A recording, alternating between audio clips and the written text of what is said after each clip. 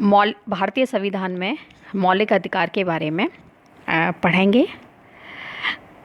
मौलिक अधिकार व्यक्ति के लिए बहुत आवश्यक हैं। प्रत्येक व्यक्ति में कुछ अंतर्निहित शक्तियाँ होती हैं और इन शक्तियों के विकास से मनुष्य के व्यक्तित्व का विकास होता है। इन शक्तियों के विकास के लिए मनुष्य को कुछ परिस्थितियों की आवश्यकता पड़ती है। इन परिस्थितियों के लिए मनुष्य कुछ ऐसी दशाओं की मांग समाज से करता है जो समाज द्वारा स्वीकृत होने पर अधिकार का रूप ले लेती हैं।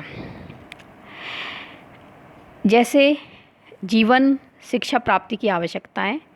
इस प्रकार अधिकार मानव जीवन के लिए विशेष मांगों के परिणाम है। मौलिक अधिकार अधिकार का ही एक रूप है। वे अधिकार जो मनुष्य के जीवन के लिए मौलिक तथा अनिवार्य हैं, मौलिक अधिकार कहलाते हैं। जैसे जीवन का अधिकार, शिक्षा का अधिकार, समानता का अधिकार आदि। इन्हें मौलिक अधिकार इसलिए भी कहा जाता है कि ये प्रत्येक नागरिक को बिना किसी भेदभाव के प्रदान किए जाते हैं।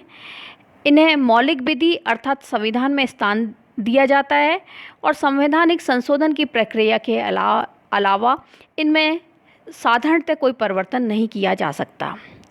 तीसरे मौलिक अधिकार अनुल्लंघनीय है। विधायिका और कार्यपालिका द्वारा इनका अतिक्रमण नहीं किया जा सकता। मौलिक अधिकारों को न्यायिक संरक्षण प्राप्त होता है, इसलिए इनको मौलिक अधिकार कहा जाता है।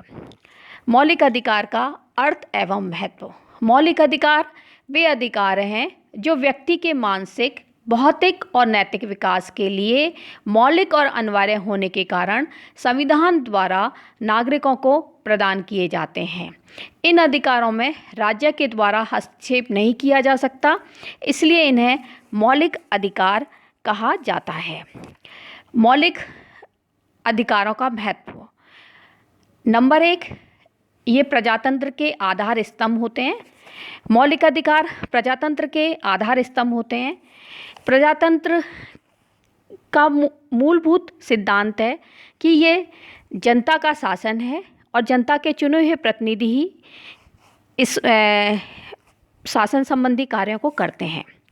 प्रजातंत्र व्यक्ति की स्वतंत्रता और समानता पर टिका हुआ है। मौलिक अधिकार उन परिस्थितियों का निर्माण करते हैं जिनके आधार पर बहुमत की इच्छा निर्मित और क्रियान्वित होती है। इस दृष्टि से मौलिक अधिकार प्रजातंत्र के लिए आवश्यक हैं और प्रत्येक व्यक्ति की मानसिक और नैतिक विकास को सुरक्षा प्रदान करते हैं और उन आधारभूत स्वतंत्रता तथा परिस्थितियों की व्यवस्था करते हैं जिनके बिना कोई भी व्यक्ति अपना जीवन अच्छी तरह से व्यतीत नहीं कर सकता है। कार्यपालिका और विधायिका की स्वेच्छाचारिता से रक्षा। मौलिक अधिकार व्यक्ति की कार्यपालिका और विधायिका की अत्याचार से भी रक्षा करने का कार्य करते हैं। मौलिक अधिकार व्यक्ति की स्वतंत्रता और सामाजिक नियंत्रण के बीच समन्वय स्थापित करने का कार्य करते हैं। एक ओर तो ये व्यवस्थापिका और कार्यपालिका को कानून द्वारा निर्धारित सीमाओं में रहने के लिए बाध्य करते हैं, दूसरी तरफ नागरिक को शासन के स्वेच्छाचारी संचालन के विरुद्ध जनमत के निर्माण हेतु उचित अवसर प्रदान करते हैं। इसलिए इस दृष्टि से मौलिक अधिकारों की महत्ता है। भारतीय मौलिक अधिकारों की विशेषताएं। भारतीय संविधान द्वारा अनुच्छेद 12 से 35 में मौलिक अधिकारों का वर्णन किया गया है। भारतीय संविधान में मौलिक अधिकारों का उल्लेख किया गया है। भारतीय संविधान में यहाँ के अधिकार पत्र की कुछ मुख्य विशेषताएं। पहली विशेषता व्यापक अधिकार पत्र। भारतीय संविधान के तृतीय भाग में मौलिक अधिकारों का विवेचन किया गया है। ये अनुच्छेद 12 से लेकर 35 तक भारतीय संविधान में मौलिक अधिकारों का वर्णन किया गया है। यदि हम अपने अधिकार पत्र को देखें तो ये अन्य देशों की तुलना में अत्यधिक विस्तृत है। उदाहरण के रूप में 19वें अनुच्छेद को ले सकते हैं जो कि काफ़ी बड़ा है।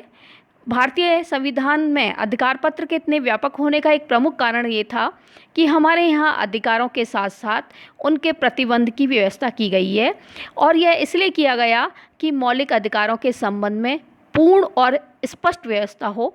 इस कारण हमारा अधिकार पत्र इतना विस्तृत हो गया है। दूसरी विशेषता यह है कि हमारे मौलिक अधिकार निरपेक्ष नहीं हैं, अर्थात हमारे यहाँ संविधान में मौलिक अधिकार असीमित नहीं है, बल्कि संविधान के द्वारा उन पर प्रतिबंध लगाए गए हैं। सार्वजनिक व्यवस्था, भारतीय हित में जो भी आवश्यक हों, उन उपबंधों को, मौलिक अधिकारों पर प्रतिबंध लगाने की शक्ति राज्य को प्रदान की गई है। तीसरी विशेषता है मौलिक अधिकारों के संरक्षण की व्यवस्था। मौलिक अधिकार हमारे यहाँ संरक्षित हैं। भारतीय संविधान के द्वारा सर्वोच्च न्यायालय और उच्च न्यायालय को मौलिक अधिकारों की रक्षा का दायित्व सौंपा गया है।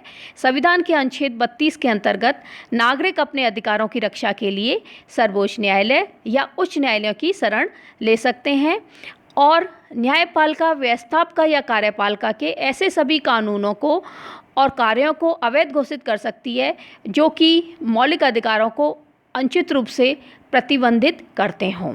अर्थात हमारे यहाँ कार्यपालिका और व्यवस्थापिका संविधान से अलग जाकर मौलिक अधिकारों को समाप्त नहीं कर सकती है।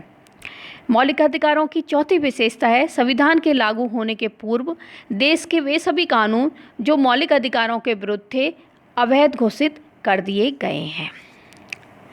भारतीय संविधान में मौलिक अधिकारों की व्यवस्था। भारतीय संविधान द्वारा जो प्रदत्त मौलिक अधिकार हैं वो मूल रूप से 7 थे, किंतु 44वें संवैधानिक संशोधन के द्वारा संपत्ति के अधिकार को मौलिक अधिकार के रूप में समाप्त कर दिया गया है। अब संपत्ति का अधिकार केवल एक विधिक अधिकार रह गया है।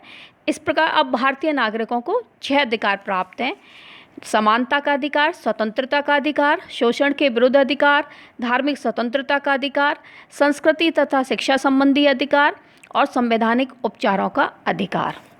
समानता का अधिकार। समानता का अधिकार भारतीय संविधान का मूलभूत आधार स्तंभ है। भारतीय संविधान द्वारा सभी व्यक्तियों को समान कानून के समक्ष समान समझा गया है, और लिंग, जन्म, वर्ग, नस्ल आदि के आधार पर नागरिकों के मध्य किसी प्रकार का भेदभाव नहीं किया गया है। भारतीय संविधान में समानता के अधिकार को 5 भागों में विभाजित किया गया है। नंबर 1, कानून के समक्ष समानता का अधिकार। भारतीय संविधान के अनुच्छेद 14 के अनुसार कानून के समक्ष सभी नागरिक समान हैं और सबको कानून का समान संरक्षण प्राप्त है। इस अनुच्छेद में स्पष्ट कहा गया है कि भारत के राज्य क्षेत्र के अंतर्गत किसी भी व्यक्ति को कानून के समक्ष समानता से अथवा कानून के समान संरक्षण से वंचित नहीं रखा जा सकता। कानून के समक्ष सभी व्यक्ति समान हैं और उनके मध्य किसी भी प्रकार का कोई भेदभाव नहीं किया जा सकता। ब्रिटिश कानून के समक्ष समानता का सिद्धांत ब्रिटिश सामान्य विधि की देन है, और इसके द्वारा राज्य पर यह बंधन लगाया गया है कि वह सभी व्यक्तियों के लिए एक सा कानून बनाएगा तथा उन्हें एक समान लागू करेंगे। कानून के समक्ष समानता का ये तात्पर्य नहीं है कि औचित्यपूर्णता के आधार पर कानून द्वारा मान्य किसी भेदभाव की व्यवस्था नहीं की जा सकती। यदि कानून कर लगाने के संबंध में है तो धनी और गरीब में सुविधा प्रदान करने में और स्त्री पुरुषों में भेदभाव करता है तो इसे कानून के समक्ष समानता का उल्लंघन नहीं माना जाएगा। दूसरा है सामाजिक समानता।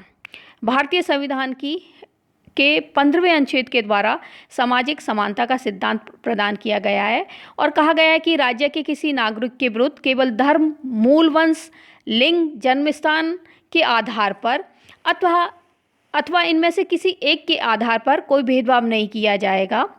दुकान, होटल, सार्वजनिक भोजनालय, सार्वजनिक मनोरंजन के स्थान में किसी भी नागरिक का प्रवेश केवल धर्म, वंश, मूल जाति, लिंग या जन्म स्थान के आधार पर निषिद्ध नहीं हो सकता और न ही उपयुक्त आधार पर किसी नागरिक को कुओं, तालाबों, स्नान घाटों, सड़कों तथा सार्वजनिक स्थलों पर